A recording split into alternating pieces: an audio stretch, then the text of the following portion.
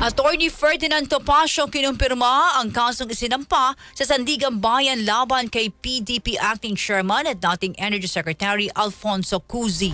Detalye ng balitang yan mula kay Rajuman Joyce Adra. RMN Live Report!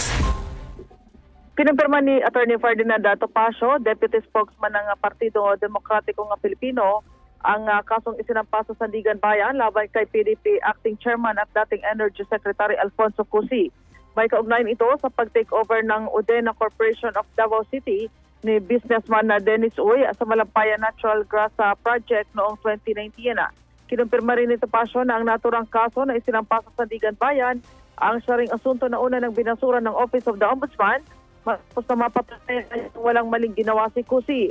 Sabi ni Topacio na naka-apela na rin ang sa Korte Suprema at kumpiyansa itong papanigan sila ng Supreme Court.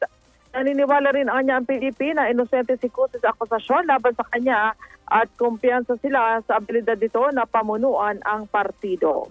Kasama mo sa DZXL Manila, Radyo Man Joyce Collantes, Adra, Tatak, RMN.